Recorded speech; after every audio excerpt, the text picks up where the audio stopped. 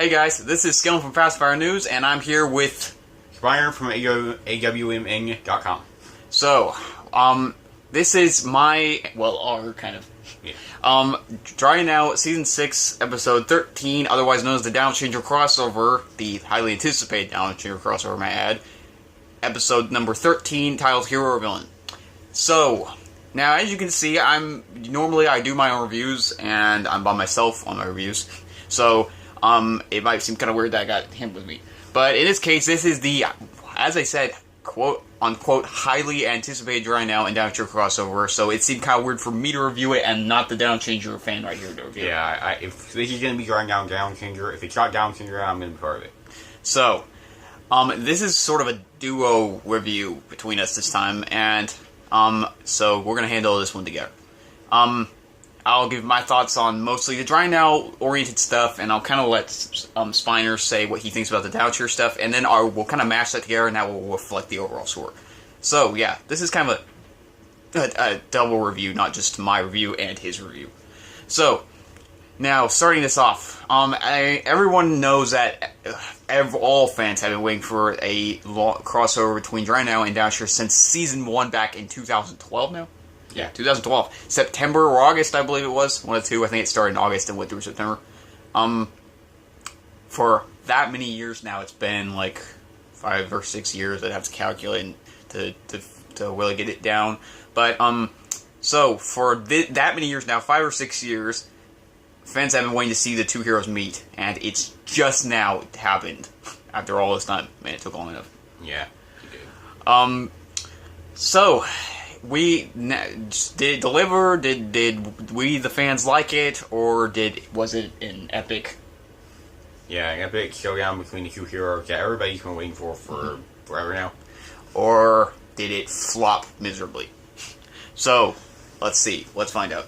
Alright, so this episode started off, we got, this, I was gonna say this week, but frankly this review is so late that it's not even near close to being this week. It's probably about, like a month now. Yeah. Alright, well, I'm just gonna say, I'm just gonna say this week, because I just do that, so. Okay, yeah. Alright, so this week we got well, I was gonna say we got Dynus talking about Raytron, but I'm really seeing the point now. So, the episode started off with Dynus and Wyverson. I don't know if this is how it started, I just remember this is the first thing I'm gonna talk about. Raytron and Wyverson and Dynus talking about basically the encounter they had with Raytron after finding out he was conversing with Van Black. There was a whole lot to that. I can't really remember how the discussion went, but I'm glad the writers acknowledged it and didn't just drop it by the wayside completely. So it did kind of, in a way, it was nice that they tied that episode in with this instead of abandoning basically everything that had been happening in Dry Now just to focus on the Downchanger Dry Now crossover. So that was good. I'm glad that the writers didn't just drop everything that was going on and basically still kind of acknowledged it without making it overwhelm the episode. So basically just as much as we needed there and not too little or too much. So now before we move on to the big event, I'm going to talk about the Moon Eye and Spinus. I almost said Spiner. Not the episode. Are you sure? Because sometimes you say you are in your reviews. I can be kidding. I'm not actually. Although it would be cool, I can say that. I would like to be. You know, pay attention, writers. Sometimes I want a cameo in Dry Now. So yeah, I don't care if I'm some civilian who goes off screaming after he sees one of the big bads or something like that. That works. Just give me some guy cameo. Now anyways, the Moon Eye and Spinus thing we got this time around. Now, it was good hearing the reason that Moon Eye had, or Kolvik, I'm going to say Kolvik stopped Spinus. It was good hearing the reason for why he did it, because I myself was highly curious about that, since he wants to get rid of Dynus, and Spinus basically, he had been training Spinus to do this, so I was really curious of the reason why he did try to stop Spinus and basically ended it where he did. Knowing that Kolvik, I mean, it's the bond that's been built up between Kolvik and Spice has been pretty well done so far, and I feel like there was, as much as Kolvik wants to act in the show like he doesn't care about.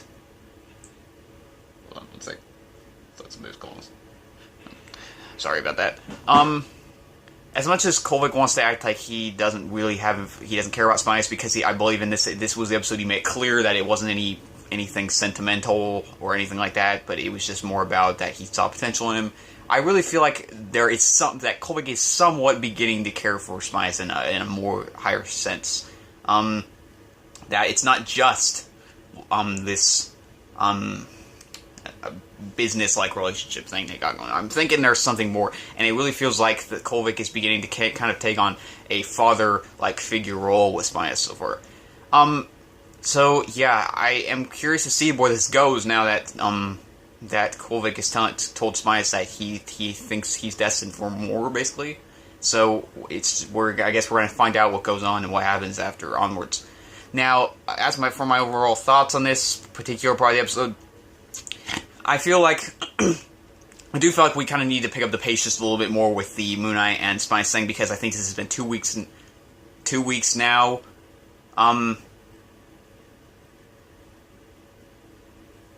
Hey, I'm gonna need your reminder on something. This was the week we had Spinus and Kolvik talk about that, why he stopped him, remember? Yeah.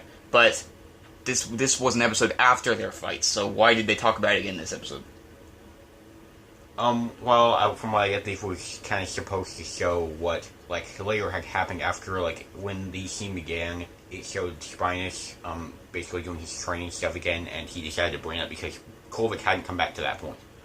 Oh. He came back the next day, and that's why Spinus brought it up. Okay, so was there no Spinus and Kolvik stuff in the school episode that was before this one? I don't think so, no. No, I didn't think so either, so this is one where it was kind of resumed. Well, anyways, we need to pick up the pace just a little bit, because it kind of feels like we're kind of, and this plot feels like it's kind of stalling just a tad bit, because it's basically, there's more other stuff going on, and so this has kind of been put on pause, and they're kind of having to stall us just a little bit. But it's not been a long time, and, I mean, it's still nice seeing the bond between them develop, and it wasn't also bad to have this, to drop this one kind of somewhat, and this episode and the one before this, because both episodes had a particular focus they wanted to do, and it might have been a little too much to try to cram in something with this and that, and might have taken some of the focus away from what people actually were wanting from these particular 2 episodes. So, yes, I do hope we get a little more into this as soon as possible. And I'm looking forward to seeing where it goes. So I'd say that's not really a flaw or an issue, just something I hope kind of picks up soon. Now, anyways, that's that. Let's move on to Dino and Downshire. So, let's see. Should I start off with I'm gonna let you say what you think about the just overall thing that was going on with the Downshire and his team. So. Alright, well, from what I remember, it started off with when searching was basically, when the team was already searching. They were already kind of starting the search, right? When they first came into the episode? Yeah.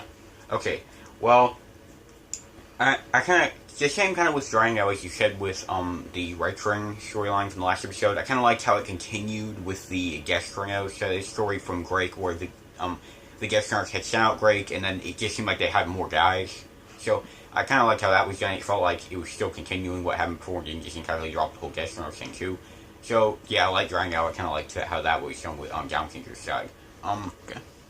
But yeah, the search itself was pretty interesting. At first, I wasn't sure if it was gonna be put out to where it got boring after a while. But it seemed like it went through. Yeah, I understand your concern on that. I was kind of curious of whether or not that was going to really feel like it had. I mean, it did feel like it was a tie. I mean, they were doing it to tie it in with the rest of what was going on down here, but at the same time, I didn't know if it was going to wind up feeling basically like it was kind of pointless, just other than that. Yeah, I was kind of afraid of that at first, but after seeing in the episode, it seemed like it had more point. It was kind of more entertaining than just watching a random search that really didn't have any real point of being in it, other than just to lead up to the battle. And I probably should leave the point of where Sharvik and Blackstone learn about the speech from Strider until we talk about that. Yeah. That's connected to that. But, okay, I'm going to ask you. Do you think I should continue to the battle that Sorkin had with the Gestron Downs, or should that be saved for after we... I think we'll talk about that in a moment, because I think we'll do that in kind of an action sort of section. Yeah. Like you do. Alright, well then, overall, the shirt exchange was more entertaining than I thought, and I like how it continued the Destro side of the story from the previous Galaxy Hero episode. So, yeah, I think that was definitely better than I was expecting, and I think that ran out pretty well. Alright, alright, well, I think that's pretty much everything besides the drawing down shirt thing that happened in this episode, isn't it? Yeah, I think so. Alright, then let's get on to that. Alright, well, first off, I'm going to start with, Strider. So far, Strider has been a really interesting character. I wasn't sure if he was going to feel like a plot device, basically, you might say, to simply get Dino down Shiro together. But I feel like we've gotten a really good, he's been fleshed out pretty good so far. It's not just, he just doesn't like down Shiro's, and he's basically trying to set Dino against him, or trying to get rid of him somehow. It was more about, he genuinely seems concerned for his city, more along the lines of Silent, and he really does care, so he's just determined to do whatever he can, and I feel like they've done a good job of fleshing out the characters so far, as I've said in previous reviews. I think one of the best parts of Strider. I think one of the best parts of Strider's thing was, I thought it was really cool how this episode allowed us to tie Silent in with Strider. Yeah, I thought that was pretty cool how it kind of like just made another bit of the universe just connected here. Mm-hmm. And before we got references to Silent in it, but this time we actually saw Silent react to Strider even as he was seeing what was going. Strider, doing what he's doing. How we got to see basically, like normally you see something like that, but you don't see the reaction from the actual Aang who's watching it. But this time we kind of got to see Silent seeing it actually. Yeah, and so what he thought about it. So it was really cool that this episode allowed those to tie together. That really worked, and it was really cool how we just got these two actually together for once. Yeah, so we did see Silent's reaction to it for once, and as I said, Strider's been a really good fleshed out character so far, and now his speech presentation, whatever you might want to call it, I thought it was really cool. The music was just added to the scene, made it really cool, and especially seeing the reaction from all ends. We saw even Sharvik's reaction to it. We saw Silent's reaction to it. We saw just everyone's reaction to it, and it was really cool with the music going and everything. That was just really awesome, and it gave you really that hyped sense of really wanting to see something go down after that. So, yeah, that was pretty awesome. I think that was a good way to begin that and get amped up for what was going to be coming eventually. So, yeah. The speech definitely did its job and was one of the highlights of the episode for me. I'd say that was just like where you got really hyped up for what was going to come. So, that was definitely a definite highlight of the episode this time around. So, yeah, I feel like they did a really good job in setting it up. What do you think? Yeah, I think that was definitely probably better than I was expecting originally from just the idea of it being in the episode at first and how it's going to run out. But yeah, I think they did. Yeah, we got a really good setup to the showdown. So, that was a really good way to begin the episode, and that was a definite highlight. I'm really hoping, before moving on, I really hope we get to see more of Strider. I don't know if we will, how much we'll see of him, but I really hope that even if we don't really see much of him in this season, he'll maybe possibly find some way to return in the next season or something, because I feel like he's a really interesting character in that he has his opinions, and he goes for what he thinks is what he needs to do, basically. So it's kind of cool seeing a character basically just right, or what they think is right, they go for, whether or not everybody else believes it. So, yeah, I would definitely like to see more of this character. So, yeah, a lot of credit to the writers for doing pretty well with the character who's mainly introduced for setting up this fight. Now, whoa, now it's storming again. Yeah. It's quite a change of weather. it knows what's going to happen in tonight's episode right now. Anyways, now, I guess let's get into Dino Downshires thing itself. Alright, well, I'm gonna let you start off with that. I mean, this was kind of I'll say my thoughts too, and you can say yours, basically, just on how you think the overall setup of everything that occurred, basically, Dice meeting we don't need to talk about the fight yet itself, like, the actual action fight, but, like, just how you think everything that happened, and it was how you think what your opinion is. Yeah. Well, I think that, for one thing, I think that throughout the setup, that they did pretty well with getting all of the characters some time. Like, we got, Blackstone and Sharvik, and we got, I'm remembering correctly. You know, my nose gets really itchy every time I do these reviews. You're having allergy for reviews. But as I was saying, we got quite a bit of time with Blackstone, Sharvik, we got, Wyverson, we got, somebody I keep forgetting his name, Gaiac. He would know that. But I feel like we got a good amount of time. Who would know that? Each of them. You. Oh, yeah. Definitely, Danik. Because I couldn't remember his name. But I feel like we got a good amount of balance of time between, the scenes of the battle, and just so basically everybody got a little bit of time to have their feelings about it and do whatever they were going to do. Like, yeah. Blackstone and Sharvik going after Ganesh because of the, domestics, Gaiac and Martin going to basically follow Ganesh. We got, like, everybody from both sides got to do something in between it. Mm-hmm. Leading up to kind of the one scene where everybody was all together. I thought that was... I see what you're saying. I thought that was perfect. It seems like we literally got everyone's reaction to it. We even got Silent's reaction to it. Yeah, I know. So we got Silent's reaction, we got Zink's reaction while he was doing his campaign thing. We got That's what I thought. Yeah. We got Zink's reaction to it. We got Wyverson's reaction to it with Dynac's reaction to it. We got Blackstone's and Shark's reaction. Everybody got a reaction this time around. So it didn't just feel like something basically that happened in a corner, you might say. Yeah. It seems like everybody actually really did get to witness this happen. So, yeah, I see what you're saying. I agree with that entirely. It really did feel like we got a really good amount of everybody getting a part in this.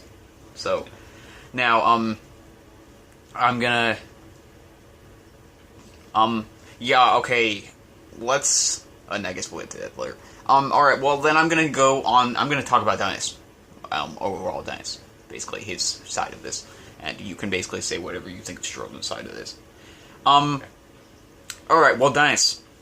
I thought, before it's been revealed before by Curtis Satan and several others that Dynus basically would be...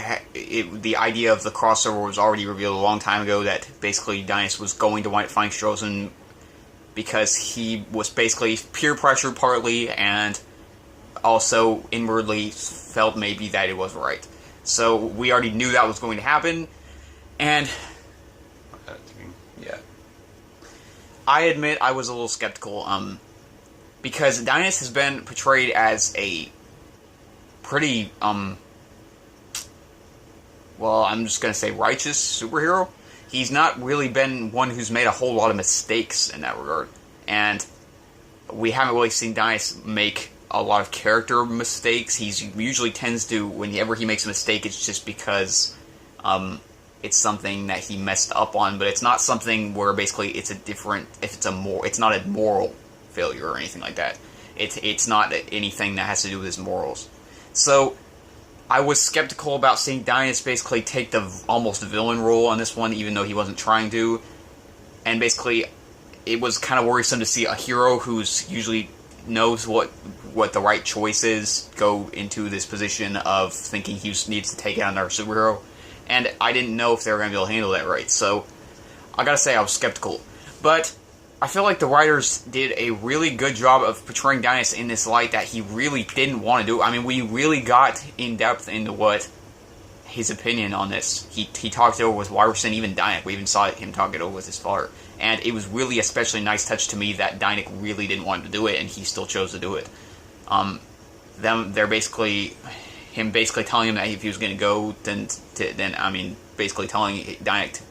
basically telling Dynus to just go do it if he was going to, and but showing that he really didn't approve of it I thought was a really good moment between the two characters, because it was like Dias felt that he needed to do it regardless of what people were saying, even though you saw on Dias' face and everything he said from the character, you could really see that he really didn't want to do it inwardly, but he was really struggling to decide if he should or not. So the writers did a great job of portraying this struggle that Dias was going through, of deciding whether or not he should do this and follow through with it. And I'm especially going to give it to the actor Dias Rayner. I think Rayner nailed it in terms of showing that to those two inwards, that struggle of the two inward choices of whether or not to do this or whether or not to let everyone down and not do it. So Rayner had a really good, strong week in that regard, and this was a really good performance on his part. So yes, we had a really good character struggle with Dias, even as he met Strozen's friends, and you could really sympathize with Dias. He never felt like the bad guy in this one, even though he was the one who was basically doing it. He never felt like the bad guy. He felt like someone who was struggling to decide what they should do in this case, and that was even more that it came to light even more at the end when he came to terms with it and realized that he was making the wrong decision. So yes, Dias' side was a really strong part of the episode. I really feel like it was handled really well, and yeah, so that's what I think about Dias' part. Yeah, starting first off, the scenes at the start with the search for the Destinos. Wait, the Destino Shadows, I guess you could say. Yeah.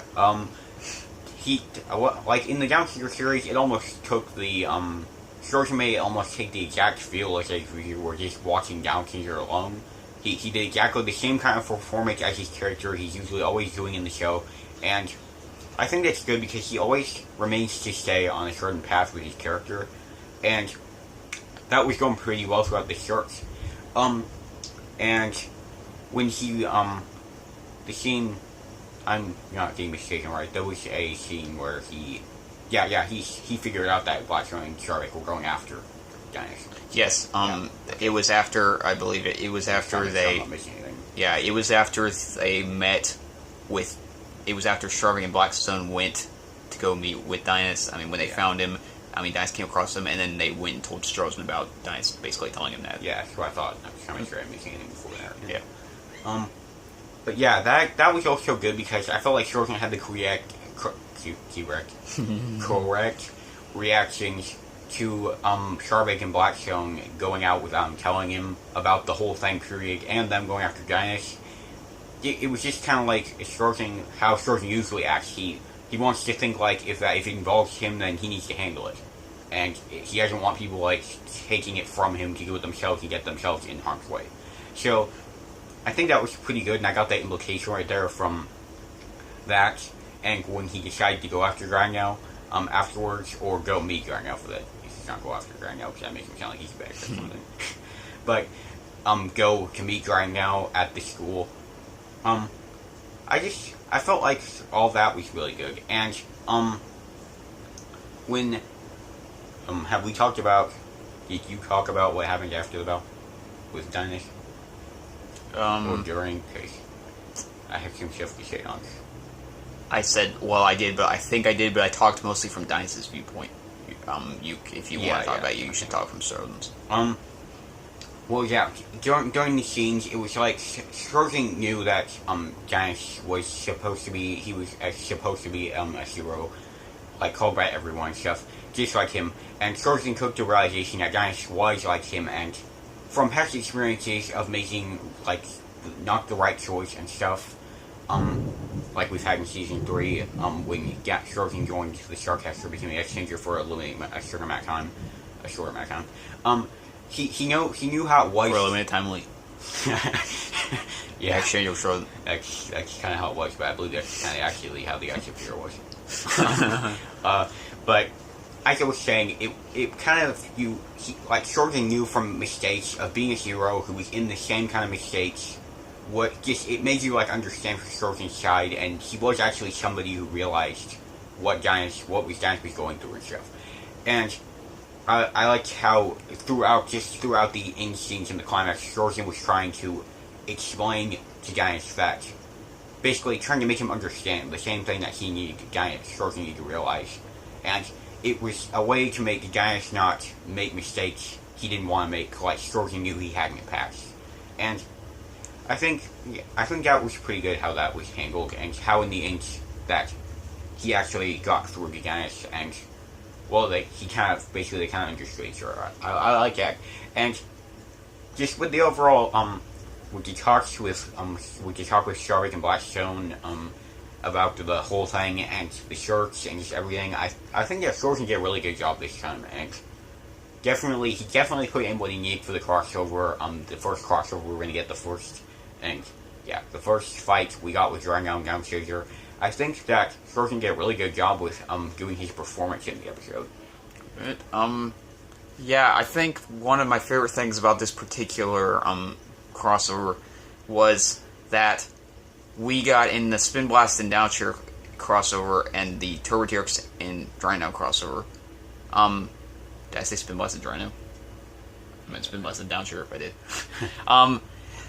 Anyways, in those crossovers, in the Turbo TX and Drino crossover, we got sort of a fun superhero team up with two superheroes who kind of got along surprisingly well and kind of joined in for a more lighter crossover, fun crossover, basically until towards the end, which was more of an epic climax with like everything that was going on and all that. It wasn't quite as light with Wendelis and everything, with him framing tracks and everything, but anyways, we got more of a fun, light-hearted crossover between two superheroes who kind of got along in that episode. And then in the Downchaser and Spin Blast one, we got a personal conflict between two superheroes that resulted in a brutal, intense, basically conflicted fight. And in this one, we got two characters who had their own set of problems and felt both were forced to come together and fight for their own individual reasons. We got two superheroes who had their own issues that they were going through, and who had their own opposing viewpoints, and basically just had to clash with those ideas and basically took those into the fight. So we've gotten the crossover that's had a conflict, emotional conflict, one of its more lighter team up, and in this one, just two heroes that were on two different sides and had this result in a final battle over it. So yeah, that's what kind of set this one apart for me against the Spin Blast and Downchaser one. That's what kind of set it apart from that one, because it was not so much a two characters who were having any issues with each other, more so as both of them felt forced. Yeah, they were like put into the place of having to do it. Yeah, even made better to me by the press and everybody and like the whole JP trying to watch the fight and stuff. I mean, honestly, if I were put in the same position as Giants and Scorpion were, I would feel pressure. And I really like also that it was like, just the more you saw the press and stuff trying to capture the footage and everything, the more it felt like they were forced into this position of this fight. Yeah, like it was closing in on them. There was only going to be a certain amount of time before. And that it could only end one way. Yeah. So, now, with all that said, overall, yes, I think that we got a strong story this time around. Yeah. I think that it really went out well for the crossover that, we've only had, we haven't never had a crossover quite like this one before, and I've heard that there was a lot of potential problems this one could have had. So, I think it delivered in the story front. I think they did a good job not making it too dark also. Yeah. For drawing out, it shouldn't be too dark. It felt like the right. It really did feel to me like the tone of Drino and Downchaser together. Yeah, I know. It felt like somebody took just the two tones and put them into one thing. Like this could have easily just been a Drino episode, or this even could have been Downchaser episode. It would have fit in tone with both shows. Yeah, but it got both of them. It captured both tones from both shows. Not just taking one of them or one over the other. It actually managed to balance them to make it feel like a mix of both. Alright, now, let's talk about the action. The final, section I think we got here. Overall, I think, just to close out, I think all the characters had strong weeks. Yeah. Okay, yeah. A strong week. Yeah. I think all the characters had a strong installment this time around. I think all the performances were pretty good. Yeah. And everybody did quite well with the time they got. I'm also surprised by how many characters they got in this crossover. Yeah, I know, that was pretty striking. Now, anyways, but no Kragel. Kinda wish we'd seen Kragel in it. Yeah, I remember he was at the DX place, so he was talking with it. Oh, no, he wasn't. Yeah, we didn't see Kragel, I don't think, at all in this one. Wires and said were Kragel, yeah, but I don't know. Yeah, but we didn't see him. Yeah, Too bad we didn't see him. Yeah. Maybe we'll we later. Saw Ager talking to you. Yeah. Maybe we'll get Kragel's, like, we'll more upset at some point just to hear Kragel say something about it or something like that. But yeah, I wouldn't be surprised. anyways, alright, let's get down to the action now. This review's been 30 minutes. But, I mean, this was a crossover episode, so what did you expect? Alright. Wasn't the crossover reviews for Spin Blast and Doucher and Drino and Turtle's already quite long, the written ones? I think. Yeah, so it's kind of expended. Now, anyways, the action. Well, let's start off with what we got. I think there were only 2 fight scenes in this episode. Yeah, just the one with guys in Shuriken and the one with Blackstone Shuriken. Oh no, that was 3 because we got Doucher battling the. Oh yeah. Recruits. I knew that. I thought that was. Let's just call them recruits. All right. Alright, well, the action. I'm going to let you say your opinion on the Doucher run. Okay, well, for the start out battle, I think that was a good way to put some action into the episode, and we got some, the choreography of the battle was cool because we got some of the, Shuriken's cryptid forms, and I always like how the cryptid forms are, balanced into battles. I think that they've always been doing well with doing that lately, and the battle was just supposed to be kind of like a thing that was going on through the episode until Blackstone and stuff were going after Dino and stuff, and I felt like it was still a pretty awesome battle to get between the two. Well, the two, I mean, them. I feel like it was a pretty cool battle between them, and the choreography of the fight was great. I think they did that pretty well, and Shuriken and whoever the Dinos were, or the actors who were the recruits, whoever they were, I think they all did pretty well with it too. That fight was pretty good for just the first battle to get in the episode. It kind of made you, even though it wasn't all that connected, it made you more excited for the action to come. Yeah. Alright, well, alright, let's move on then. Let's just, I guess you and me let's both talk about this one. The Drino and Sharvik versus Sharvik versus Black. Well, no, because Sharvik and Blackstone were fighting. Yeah. So Drino versus Sharvik and Blackstone. Yeah. Alright, well, I'll start off. We saw this. I mean, I really wasn't expecting this one. No, I wasn't either. I heard some people hinting at it, but nobody ever really confirmed it. Yeah, nobody knew if it was going to happen for sure. But I felt like it was a really good addition because it was really cool seeing Drino meet up with these 2 characters, and especially with everything going on. And I felt like from Dino's end, it was nice also seeing him not rush into this fight. It was actually the others, I believe, who started it. I believe it was Blackstone. Yeah, because Dino said that they weren't in any way. Yeah, so it was nice not to see Drino going out basically trying to kick everybody's butt who's part of Stroh's and basically a unstoppable force. Yeah, so because that would kind of mess up the feel of him being like where he really wanted to do it all the way. If you gave that, it would just kind of. All right, so what did you think about the fight? The fight was really cool. Yeah. We got like a good balance of him fighting both against Sharvik and Blackstone, and none of them were like totally outmatched, like by the other. It seemed like that they were all doing a even fight when they came like into fighting each other, and the choreography seemed really great. The way some of the moves they did and stuff. It was even Shark got in a couple of moves. Yeah, I know. He wasn't like heavily outmatched, which I would expect because he's not really a fighter.